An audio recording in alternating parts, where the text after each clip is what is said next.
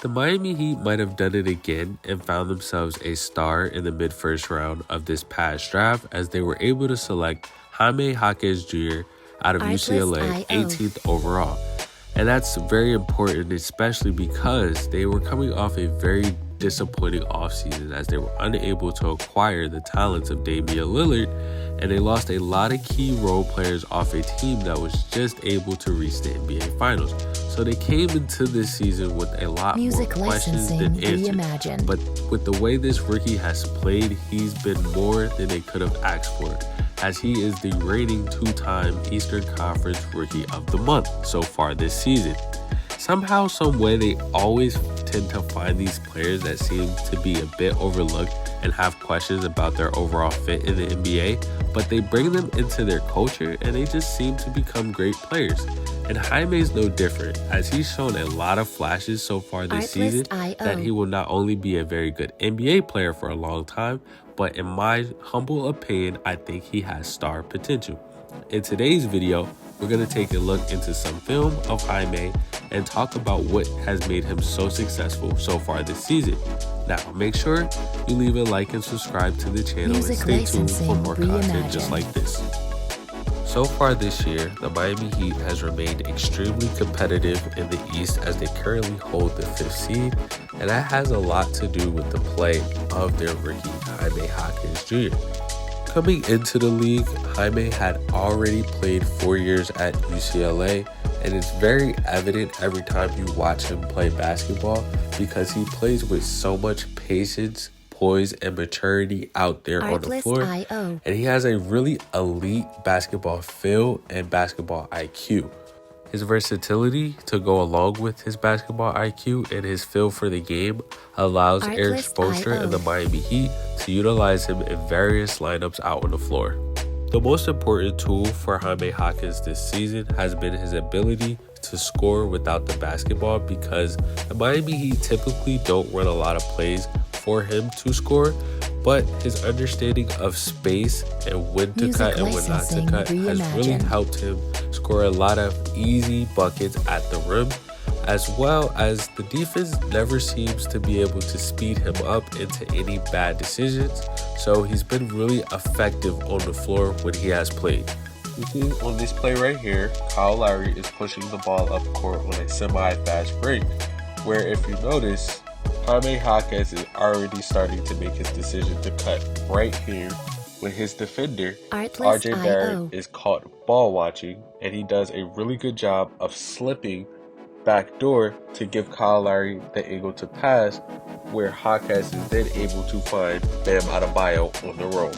On this possession right here, we have Duncan Robinson as the primary ball handler, and as you can see, he's going to run a little bit of a two-man game with Bam Adebayo, as Bam Adebayo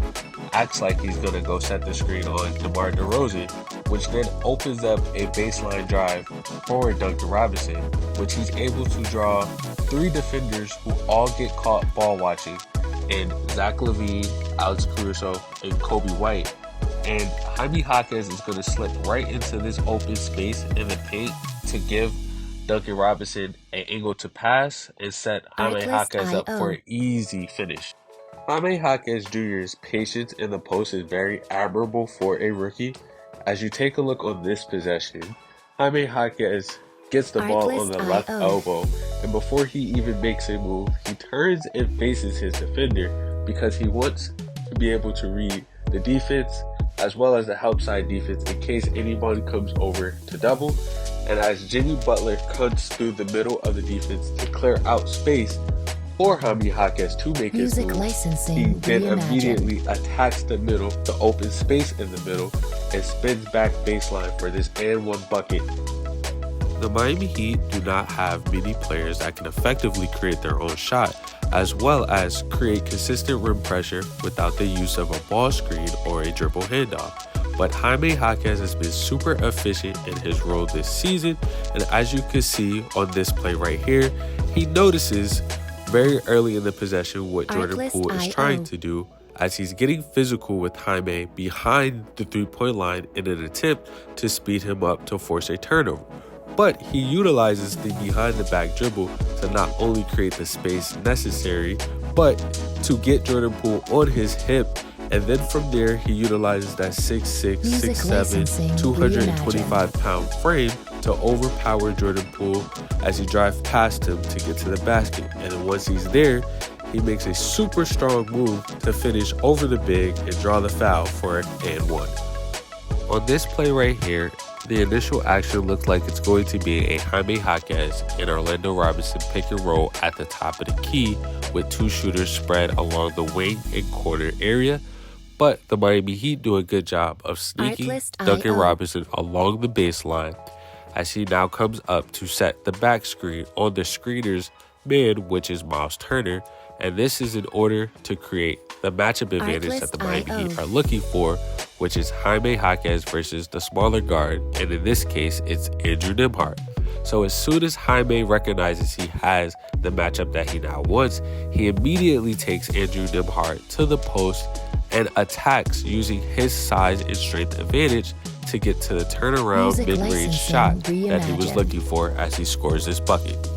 Jaime Jaquez's feel for the game is just simply on another level, especially for a rookie. And as you can see on this possession right here, he could have forced this corner three-point shot off the bad pass from Bam Adebayo, but he immediately notices that Bogdan Bogdanovic, the defender, is closing out a little bit too aggressively, so he attacks middle,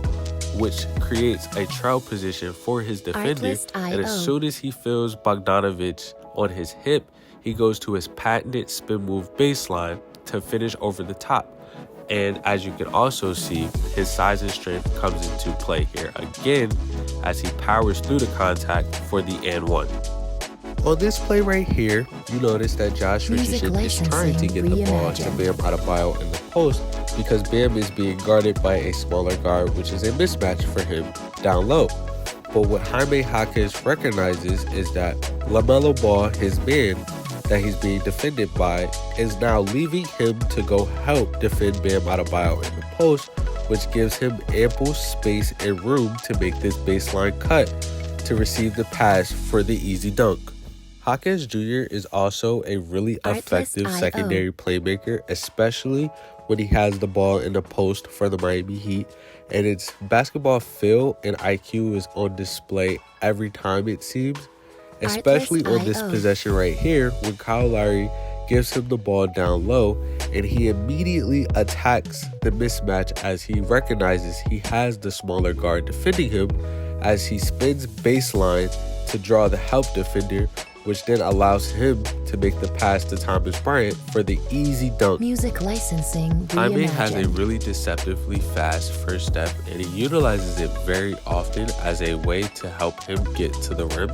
And as you see on this possession right here, he gives his defender a simple shot fake into a rip-through move that completely opens up the middle of the lane for him as he's able to get to the rim and draw the foul where he's able to finish. One aspect of Jaime's game that could stand some improvement going forward throughout the rest of the year and into the playoffs is his three-point shooting. Now, he's shooting at just above 35% on the year, which is a very respectable NBA shooter in today's game and still allows him to attack closeouts when he has the chance because defenses